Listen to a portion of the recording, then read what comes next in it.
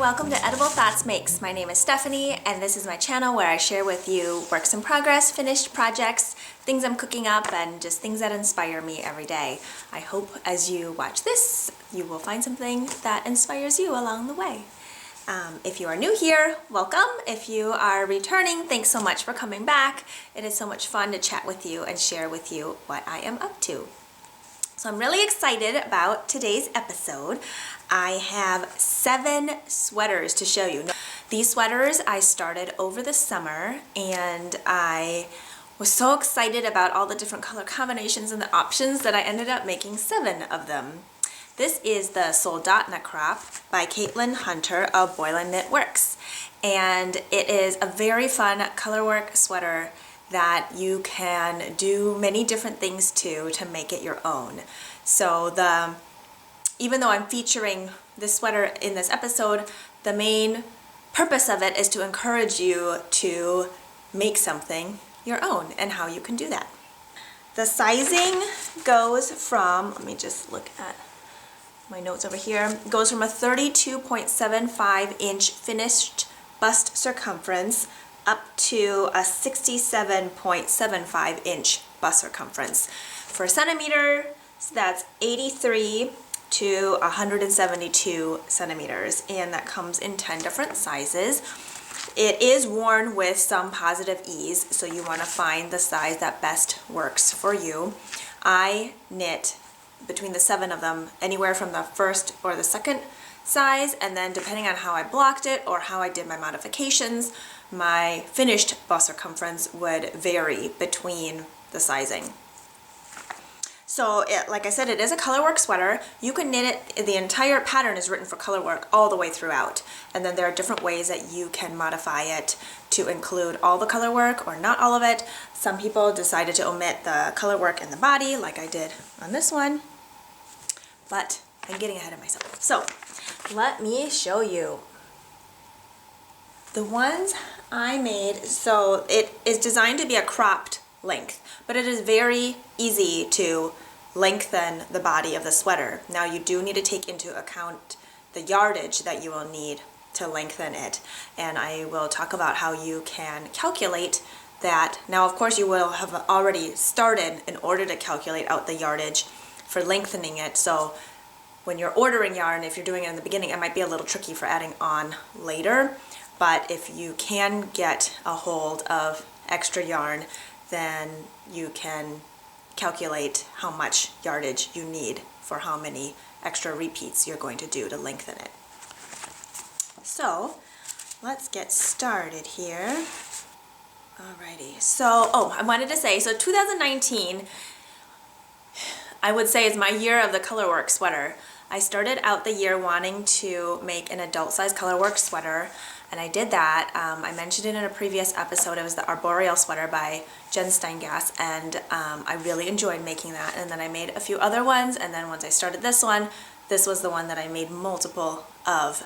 One, because since it's cropped and short sleeved, it goes a lot quicker than a full-length sweater with full-length sleeves, and colorwork I feel like just goes faster for me because I'm really excited to see how the fabric is growing and how the pattern grows and the colors work together. So it's just exciting to keep going. And it's in the round, top down, which is my favorite style of knitting a sweater.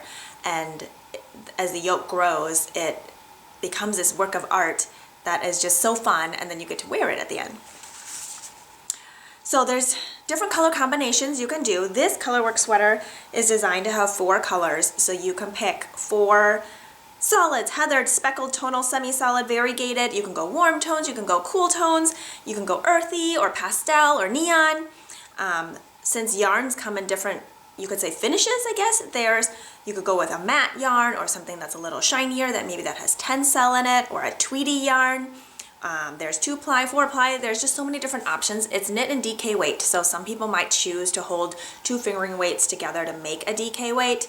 The most important thing is if you gauge swatch, just make sure you're right on for what the pattern states. And if you aren't, that's okay too. Just know that your measurements will come out a little bit differently. And then you can calculate that out as well. Like if you know your gauge is X number of stitches for 4 inches, look at what the cast on or the number of stitches are for a particular section and do the math to figure out what the circumference will end up being based on your gauge.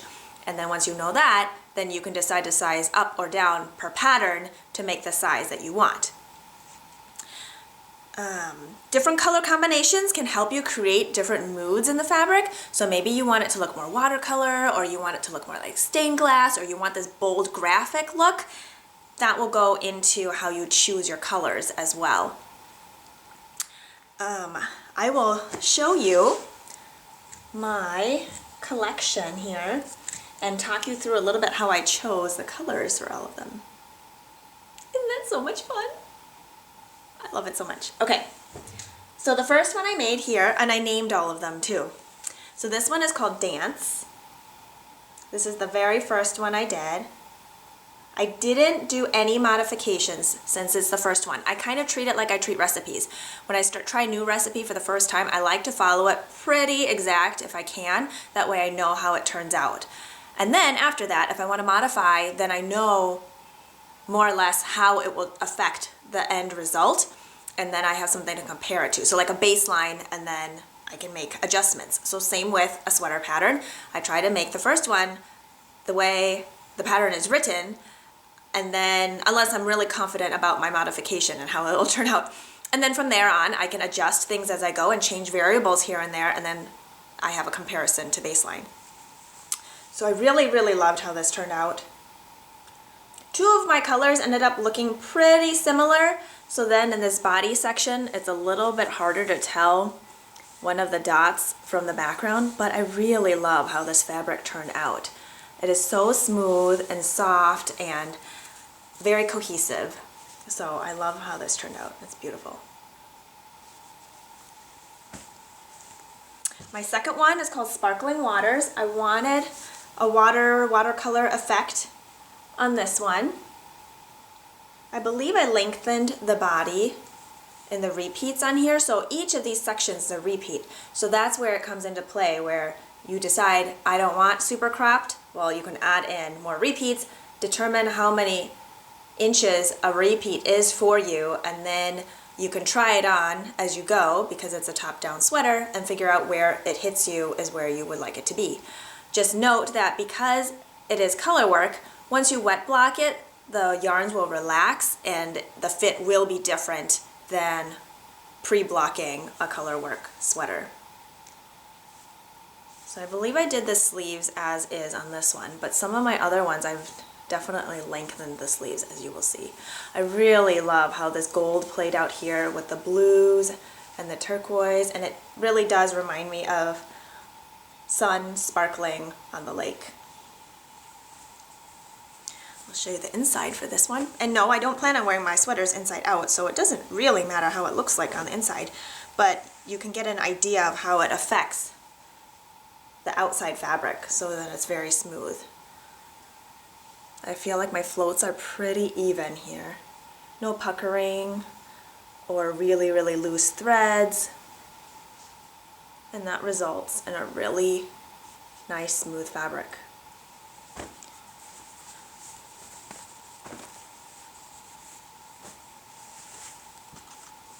My third one is called Berry Pie. I also lengthened the body on this one. And I lengthened the hem. A lot of times I like to use up whatever yardage I might have just to not waste, especially if there's only going to be a little bit left that can't really be used much in another project. So I try to increase the yardage in areas that I can. Let me see if this one, let me look at my notes here. Okay, so this one I did 2 extra body repeats and a little bit extra here before the ribbing to balance it out. And then one way you can figure out what you have for the sleeves is sometimes after you split off the body and the sleeves, do the sleeves first if you want to make sure those match and you have the length that you want for the sleeves, because for the body you could play around a little bit more with different coloring and change that up, but you don't really want like one sleeve hem one color and then the other sleeve hem a different color because you ran out. So I feel like when I was really playing yarn chicken, I would do the sleeves first and then go to the body. My next one is called Blooming Irises. This one I did the body length as written, and I left out those little polka dots because my yarn was so variegated, the polka dots would have just gotten lost and it would have been kind of a wasted effort to do them. Now just note that if you omit the color work in the body section will be a little bit wider than if you did the color work, because the color work kind of brings it in a little bit. So you could do some decreases on the side. I did not, but if you wanted to, you could. So that's this, and then you can see here that I did lengthen the sleeves. But most of the time if I'm layering it, I will wear it with sleeveless tank top, or if I wanted sleeves, I will wear a collared shirt with sleeves, or like a button down or a dress like that, or like a more fitted long sleeve shirt that I would wear like under long sleeve sweaters. I could just wear under this and then just have the sleeves sticking out. So yeah, if you decided you didn't want to do polka dots on the bottom, you could pick a busier yarn and that would give you similar effect of like that look of color work throughout, just without the need to do color work in the bottom. Now a lot of people I noticed, just looking at Ravelry notes, had a lot of issues with the neckline. So between the short rows and the neckline, they were kind of getting this funnel neck effect. It didn't seem to be as prominent in the first two of the smallest sizes, but as you went up, it seemed to be more of an issue.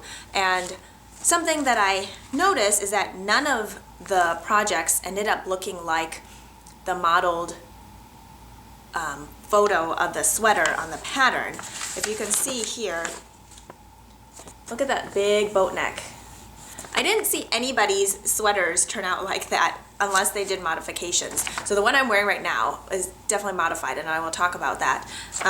But I didn't see that on anybody else's. So I'm not sure what happened there, but a lot of talk has gone around about sharing modifications to make that neckline less of a funnel neck. So this one is number 5. I named this one Sun Showers. I love, love, love how the blue and the yellow and the white play together. So you can see this neckline here is definitely a little bit wider. So what I did with this one is, instead of using the smaller needle recommended to cast on the neckline, I did my neckline ribbing in one size up. So instead of using, let me see here, US 3 or 3.25 millimeters, I did a US 4, which is a 3.5 millimeter needle. And just doing that and not changing any of the numbers, it widened it up. And then when I blocked, I just made sure to block it real wide. Another tip is the increases don't start until a little bit later into your color work. So I think a lot of people run into the problem where you're a lot looser up here, and then once you start the color work, it tightens up, so then it automatically shrinks in that neckline, so then you get that funnel effect. But if you make sure to keep those floats really nice and loose, maybe even a tad looser than you would normally do it, then it opens up this part of the yoke a lot more. And then when you block it, you can really pin that and block it open so that the whole neckline area is less tight. I'll show you here on the inside again of this one. So these floats are nice and loose and stretchy.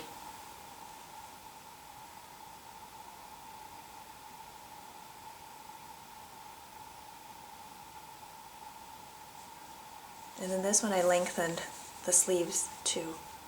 I really like the slightly longer sleeves.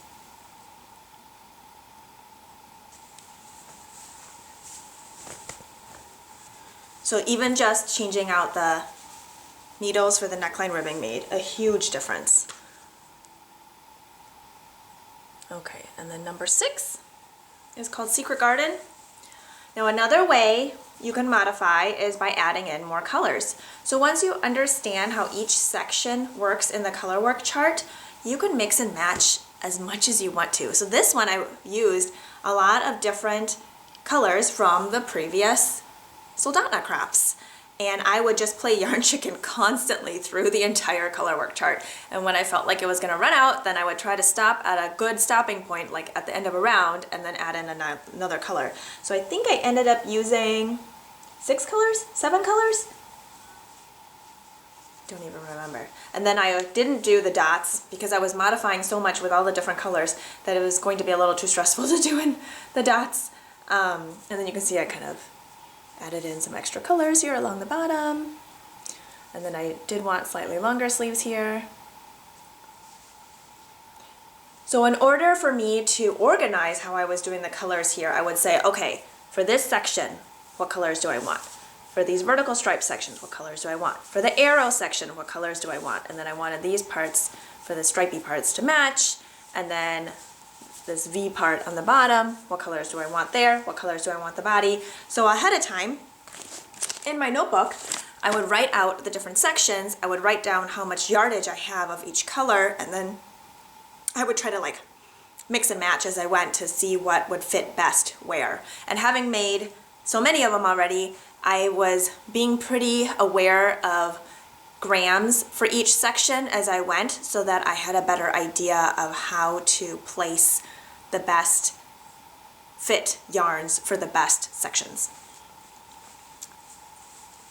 So this one, I think, let me see, did I do the neckline? Yes, I did the one size up for the ribbing neckline here too, so you can see that's also nice and wide and fits and sits nicely on the collar. And I didn't adjust anything to the short rows, I don't think, on this one, just that top. So on to number 7. Now this one is a little bit different from the others. The other ones I used, I think, all merino wool, superwash 100% merino wool for all the different combinations. Now for this one, I used the alpaca. So it's super soft, super drapey. I don't think alpaca is generally recommended for color work because the yarn doesn't grip together to make like a tighter, maybe tighter is not the right word, to make it more of a cohesive fabric, but I didn't know that when I started and I just did it anyway. I really like how these colors play together. They kind of remind me of pottery. These are all heathered colors. Maybe the red isn't as heathered, but the other ones are all heathered. And it has like a really soft halo to it. Now this one, for the neckline, instead of casting on the number of stitches that were recommended for the neckline ribbing, I casted on the number of stitches for the first increase numbers. And that way, when I got to that increase, I didn't need to do that increase anymore because I was already at that number of stitches. And that opened it up a lot, but in a good way. So it sits really nicely just along my collarbone. And then I didn't do as many rows for the neckline ribbing. Let me see my notes here. I started this one in the summer and then took a break and then just finished it up because I really wanted it for Christmas. This one I'm calling Mistletoe. So I did not change my needle size for the cast on for here. I stuck with the needle size per pattern, but then changed the number I casted on. I also, if you've noticed, changed the colors around a little bit. Your body would normally be the same color here for the sleeves, but because I was running out of the brown and I wanted to keep this body section brown, I changed the sleeves to green. So I like how it turned out, and because I also ran out of brown, I had to modify this bottom part. So I added in some striping, changed up these little block parts, and then did a red hem, which balances out the red on top, and I really, really, really like how that turned out. This one, I can't remember if I changed the body length at all. I must have changed it a little bit, but I definitely added on more to the bottom. And if you are looking for any of my notes, I have them all up on my Ravelry page at Edible Thoughts. So hopefully those give you an idea of how to make it your own, based on colors, based on types of yarns or adjusting the sleeve lengths and the body. It's just such a fun knit to make your own. I've seen some out there that are completely long sleeves, and some people have done the color work through the entire sleeve, like the polka dots all the way through, and that looks really fun. Some people have done like a full body length. I really like this length where it hits maybe right above my hip, so that with high skirts, or you can wear it with high-waisted pants or with dresses, and they seem to hit at a really nice spot. So with that, cheers to being creative. I hope this helped you think about sweaters and different projects in a way that inspires you to make things your own. You don't always have to follow patterns per written. You can modify them as you need to fit into your lifestyle, to fit into your mood, to make it what you want it to be. So have a wonderful day, and cheers to being creative. Take care.